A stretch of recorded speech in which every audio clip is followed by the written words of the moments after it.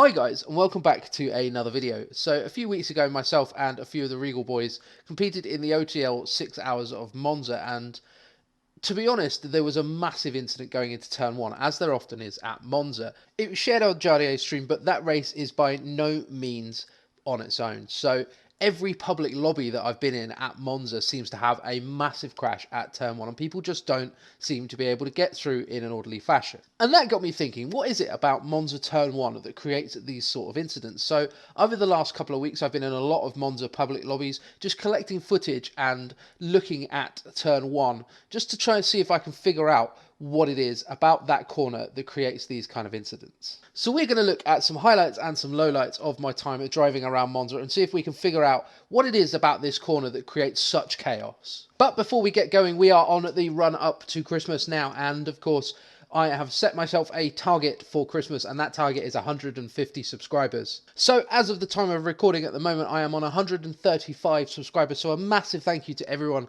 that has subscribed in the last week since I started this drive. But of course, don't forget, if you like the content that I make, if you enjoy the videos, then don't forget to hit the like button down below, hit the subscribe button, and of course the little bell notification as well, so that you guys know when I release a new video. So here we go, we're going to take a look at the first incident, and I'm in the second Team Rocket McLaren, you can see here, as we head down towards the start-finish line, and this is where it's going to get really, really hairy actually on this start.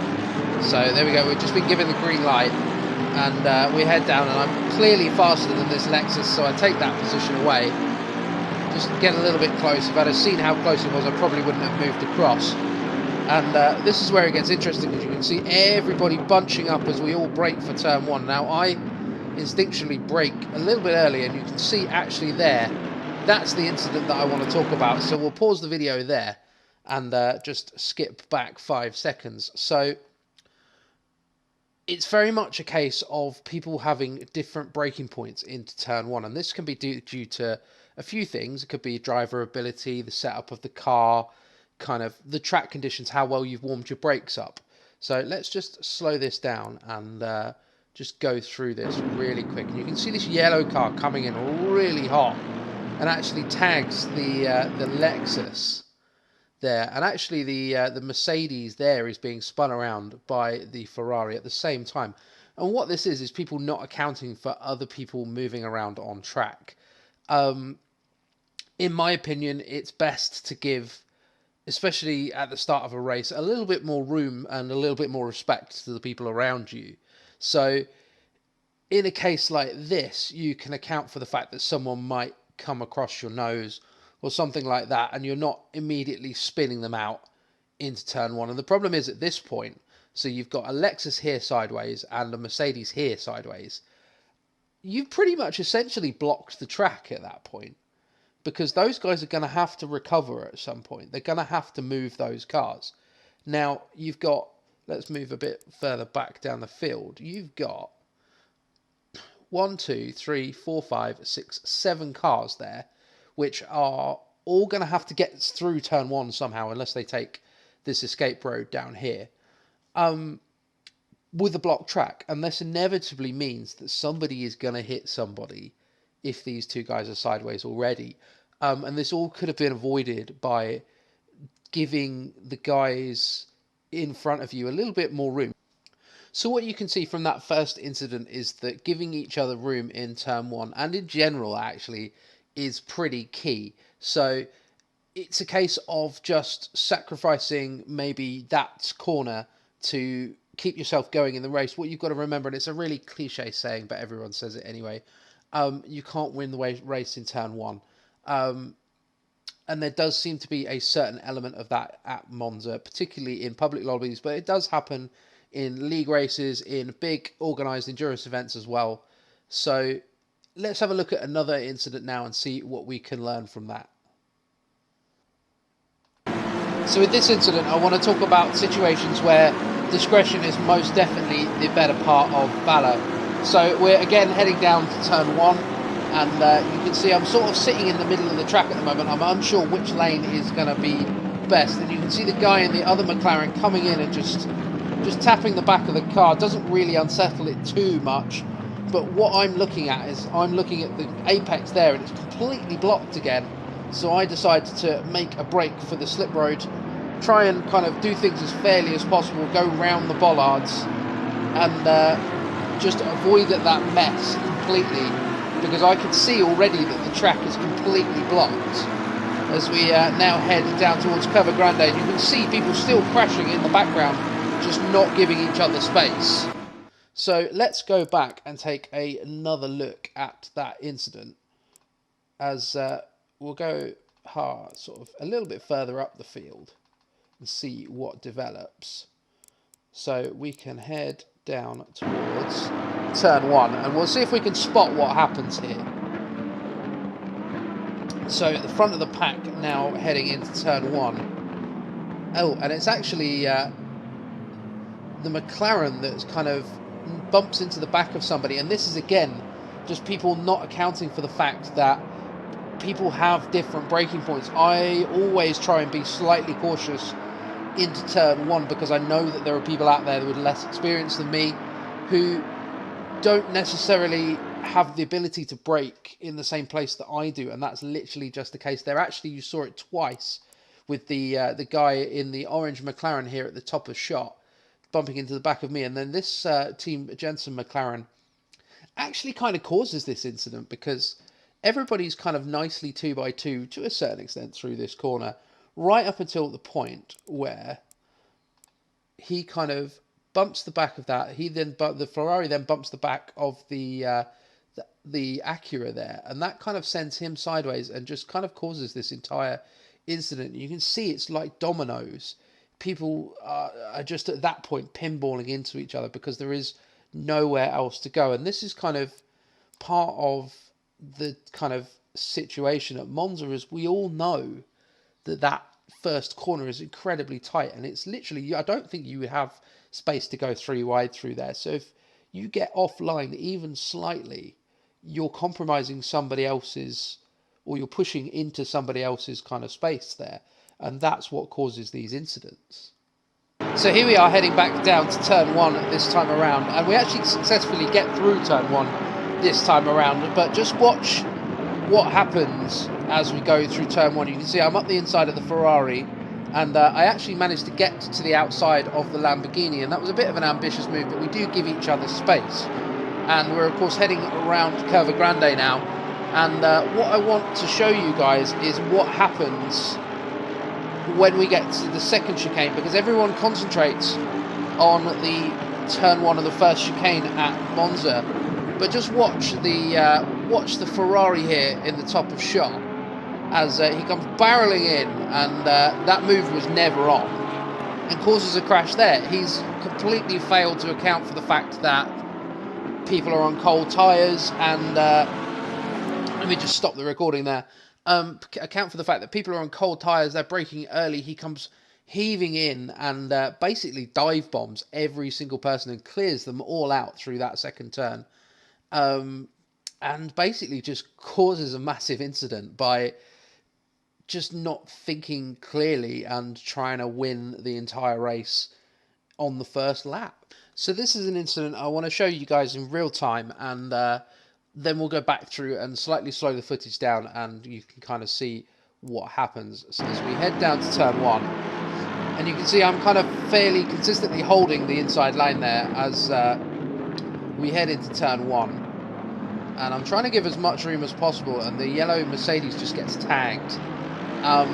That one's a bit borderline, and you can see there's absolute carnage. You've obviously got a car facing the wrong way in the middle of the track, and even still, actually, as we head back down, the two Sky Ferraris come together, just not giving each other a little bit of any room at all, and an extra incident there as well. Again, people just trying to win the race in turn 1. But let's go back and take a look at that completely slowed down, and you'll kind of see what's going on. So at this point, let me just get us past the trees. The yellow Mercedes is way back. It's completely behind myself and the Ferrari that he eventually has an incident with. And the way that he gets himself into contention is that he kind of is a bit of a hero on the brakes. And fair enough. If you can stop and do that, then that's great. But unfortunately for him, he kind of can't. So we're now heading down towards turn one, and you can see he's already closing up on everybody, and he kind of actually uses the Nissan in front of him as a bit of a break just to get himself kind of into contention there, and he actually just taps the Nissan there again, and just kind of forces him across in front of me. Now, obviously, I'm on the inside here. I'm trying to give as much room to the guys beside me as I can, but at the same time, I'm still racing them. And at this point, the Ferrari is ahead, but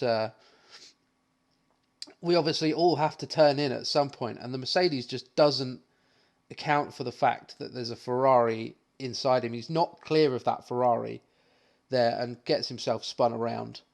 And at that point, it's carnage. You can see all the guys just piling in behind him and have nowhere to go, really. They just don't have any kind of place to go that's safe, and they're not going to run into someone. And something that a lot of people don't do in this situation, and it's something you can see up the top there now, is hold the brakes. If you're spun around in the middle of the track, the last thing people want you to do is move, especially if you've got the entire pack coming at you. Hold the brakes. Stay nice and predictable. If people can see where you are, then they can account for that. Obviously, there's like if you spin right in front of someone, that's kind of impossible. But there again, the Ferrari just doesn't hold the brake and just drifts back in front of the Aston Martin. So here we are on lap 2 of the exact same race, and what I want you to watch is the second Porsche in line here as we head down towards turn 1, and he sort of comes and switches back to the inside, A, moving under brakes, and B, kind of clearing me out there through the turn, and just not accounting for the fact that there are other cars on the road. So we're now heading side by side through Curva Grande, and see we actually have a little bit of contact there. That was actually, I think we can fairly easily call that my fault, but that's kind of a racing incident in that neither of us really gave each other room, and that's kind of on me as much as it's on him. So what I want to show you guys now is what happens later on in the race, and obviously we've both had that incident between the two of us and gone on and had the rest of our races, and it's quite obvious that this guy has got more and more frustrated with that incident as the race has gone on, and what I'm going to show you now is completely unacceptable in my opinion, and it has no place in sim racing, and I really hope that you guys have the same opinion as me. As we see the guy, he's actually now a few laps down and letting me past, and you can kind of tell what's going to happen here, and to be honest, I probably should have seen it coming as we head down to turn 1, and just completely takes me out. As it turns out, he actually got a 10-second stop go for that incident, so to be honest, a bit of karma going on there. But no matter what happens in a public lobby or in a race, that kind of behaviour is not acceptable.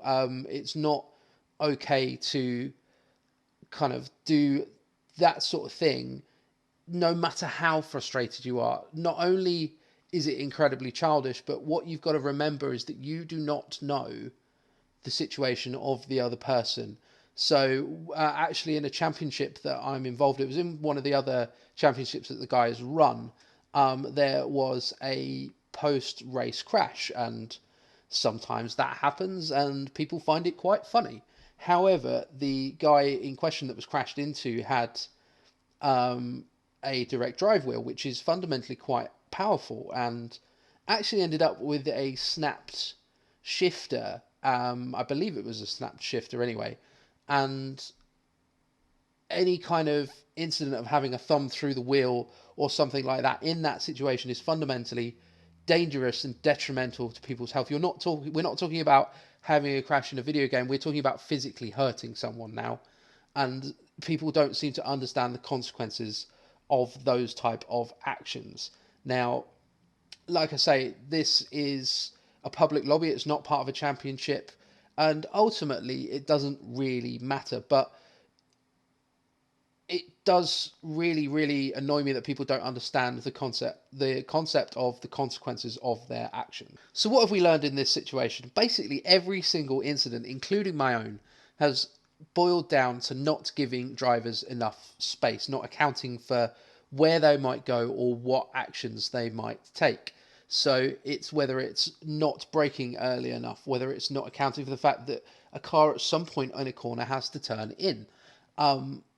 Monza Turn 1 is a bit of a perfect storm in terms of corners and creating these sort of incidents, in that it's an incredibly high speed section of the track into a very heavy braking zone and then a very tight right and left hander, which means that you're at the limit of what the car is capable of if you're going to be fast.